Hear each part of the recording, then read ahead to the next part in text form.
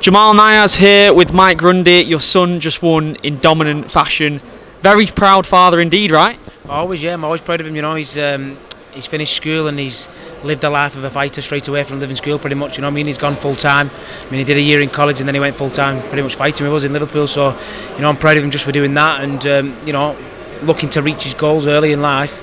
You know, it's a hard decision when you leave school, innit? And you know, you're 17, you don't know what to do with your life, kind of thing. And he's took it by storm and he's living the life of a fighter now. Because I remember when we were talking way back in lockdown over Zoom when you were preparing for fights behind closed doors, you were saying that he was helping you prepare for fights, and he's been helping you prepare for fights in the UFC and even in the grappling match with Aljamain Sterling. He was there, key figure in your recent camps, hasn't he?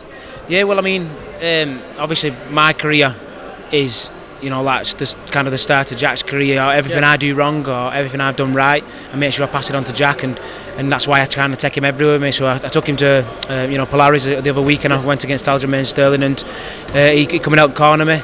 You know, if I made any kind of mistakes or if I did anything good there, he can see it. You know, not even just in the actual grapple, in the build up to it. You know, warming up and all that type of stuff. He just gets comfortable with it all. So that's why I always say on my social media, he's ahead of the game. He is ahead of the game because I make sure he is, because of like I say, anything I've made mistakes wise, he's ahead of it. He's already not making the mistakes. He's cutting weight correctly now already as an amateur.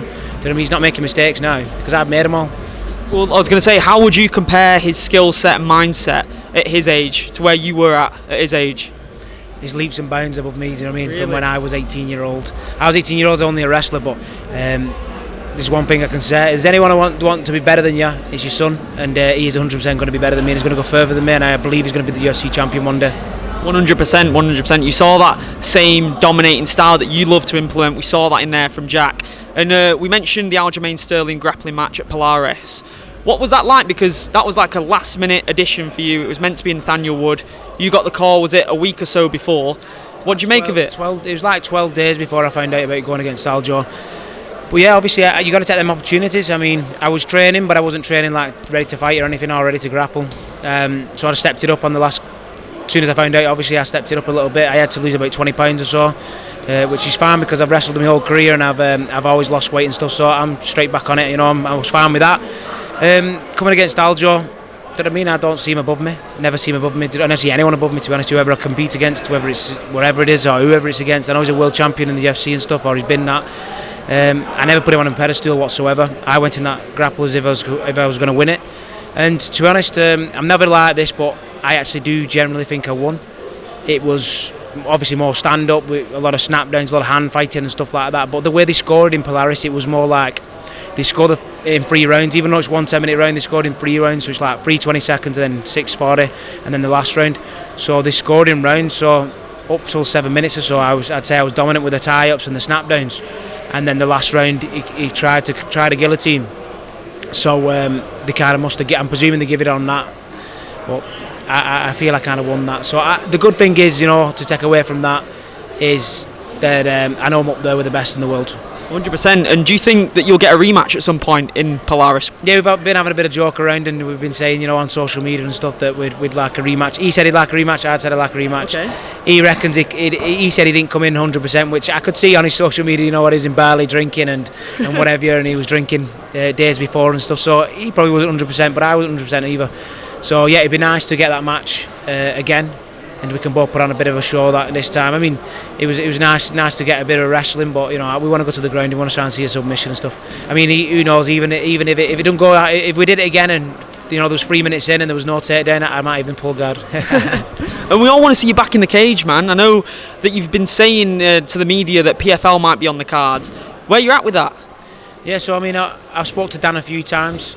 He still seems keen to get me on more the European show next year, maybe. Right. But nothing's set in stone yet.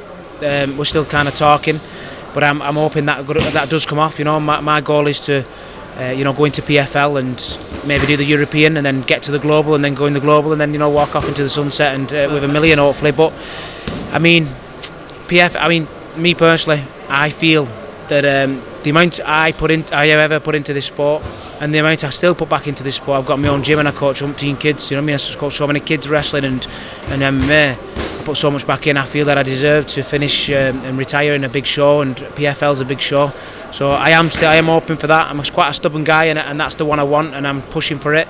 And let's hope I get it. And they're obviously targeting a Manchester show at some point next year. We got Lewis McGrillen in the room. That's one of the spearheads for the promotion alongside Brendan Loughnane. I mean, that would be ideal, wouldn't it? One of the main card fighters on the PFL Manchester show, and then, like you said, go for that 100 grand first, and then the $1 million in the global tournament. That would be incredible way to bow out of this amazing game, wouldn't it? 100%, yeah. And to dedicate, I can dedicate 2 years of my life, to do that. 2 seasons it would be next year, and then the year after, hopefully. Yeah. But yeah, like I say, if they bring it to Manchester, I'm 30 minutes down the road. I'll bring a big crowd, and hopefully that's what they get us on, and I'd love that. And also I'd like, obviously I know PFL's been talking about getting amateurs on, so what a show to put like a dad and a lad on. Let's put Jack on the undercard in the amateurs, and then let's put me on the main, and make history really, because I've never really heard of a big show putting on a dad and a lad fighting on the same show. Fortunate enough, obviously I had him when I was 17, so I can do that. I'm young enough to just about do that, so let's get it going. Final one, it looks like PFL are going to acquire Bellator, which means a whole new roster of talent will be going into the PFL. Across those 2 rosters, who are 2 or 3 fighters that you'd love to test yourself against? I've not followed obviously Bellator too much, PFL. I mean, personally I would probably go up to lightweight when I go to if I go to PFL. So I'll have to keep a close eye on obviously lightweights. But anyone. I mean, I'm experienced in this sport now. I'm a veteran in this sport, let's say. So I'll come up against anyone in any division, or from Bellator, or from PFL. I don't mind. I'm used to fighting the best in the world. So anyone. Perfect. Always a pleasure, Mike, and well done to you and your son. I'm excited to see where he goes. He's a very exciting young fighter, and dad and lad on the same card. 100% going to happen. I see it. Well done, mate. Thank you.